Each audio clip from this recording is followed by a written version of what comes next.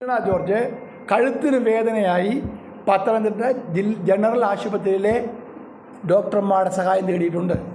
Pathanamthitta guest ഹൗസിൽ മന്ത്രി വന്ന് അവിടെ ഡോക്ടർമാരെത്തി അവരുടെ കഴുത്തിന് പരിശോധന നടത്തിയിട്ടുണ്ട്.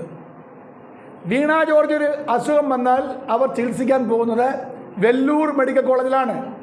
വെല്ലൂർ മെഡിക്കൽ കോളേജിൽ 1.5 വർഷം മുമ്പ് വീണ ജോർജ് ഒരു സർജറിക്ക് വിധേയമായിട്ടുണ്ട്. ഇത് അവരുടെ പാർട്ടിക്കാർ തന്നെ ഞങ്ങൾ തരുന്ന കാര്യങ്ങളാണ്. ഇതെല്ലാം സത്യമാണോ?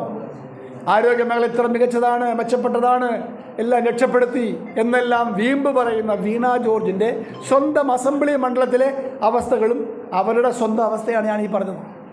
അതുകൊണ്ട് കണ്ണൂർ നടന്നൊരു കപട നാടകമാണ്, കേരളത്തിലെ ജനങ്ങളെ വിഡ്ഢികളാക്കുന്ന, അവരെ വഞ്ചിക്കുന്നൊരു കപട നാടകമാണ് നടന്നിട്ടുള്ളത്. അത് പത്തനംതിട്ട ആറന്മുളയിലെ MLA, ഈ ജില്ലയിലെ MLA ആയിട്ടുള്ള ശ്രീമതി വീണ ജോർജ് അവർ നടത്തിയുള്ള വഞ്ചനയാണ്. ഒരു മന്ത്രി എന്നുള്ള നിലയിലും ഒരു MLA എന്നുള്ള നിലയിലും ഒരു കാരണവശാലും അവർ ചെയ്തുകൂടാത്ത മഹാപാതകങ്ങളാണ് ചെയ്തുകൊണ്ടിരിക്കുന്നതെല്ലാം. ഇന്നലെ കേരളമെമ്പാടും നടന്നിട്ടുള്ള അക്രമത്തിൻ്റെ എല്ലാം ഏക ഉത്തരവാദി ശ്രീമതി വീണ ജോർജാണ്. അവർക്ക് ഈ അഴിമതിയിൽ നിന്നെല്ലാം രക്ഷപ്പെടണമെങ്കിൽ എന്തെങ്കിലും ഒന്ന് തട്ടിക്കൂടണം. അതാണ് വെല്ലൂരിൽ ശ്രീമതി എന്നോട് CPM-യുടെ നേതാക്കന്മാർ തന്നെ പറഞ്ഞാണ്, ആരാണെന്ന് നിങ്ങൾ ചോദിക്കരുത്, ഞാൻ പറയില്ല.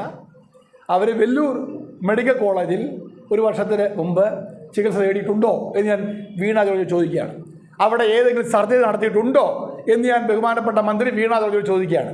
ഇത്ര ആഗോള പ്രസിദ്ധമായ കേരളത്തിലെ ആരോഗ്യമേഖല, ആ ആരോഗ്യമേഖലയിൽ സ്വന്തം മന്ത്രിക്ക് പോലും നല്ല ചികിത്സ ലഭിക്കില്ല എന്നതുകൊണ്ടാണോ ബഹുമാനപ്പെട്ട മന്ത്രി വെല്ലൂരേക്ക് പോയത്? വെല്ലൂരേക്ക് പോയിട്ടുണ്ടോ, ചികിത്സ തേടിയിട്ടുണ്ടോ എന്ന് മന്ത്രി വ്യക്തമാക്കണം. പത്തനംതിട്ട ജനറൽ ആശുപത്രിയിലെ ഡോക്ടർമാർ ഗസ്റ്റ് ഹൗസിൽ മന്ത്രി വിശ്രമിക്കുമ്പോൾ അവിടെ എത്തി പരിശോധന നടത്തിയിട്ടുണ്ടോ? ഈ 2 കാര്യങ്ങൾ മന്ത്രി പറയണം. ഇപ്പോൾ മന്ത്രിയുടെ കൈക്ക് ഉണ്ടായ പരിക്ക് നേരത്തെ ഉള്ളതാണെന്ന് വിഷ്വൽ മീഡിയ എല്ലാം വന്നു കഴിഞ്ഞു.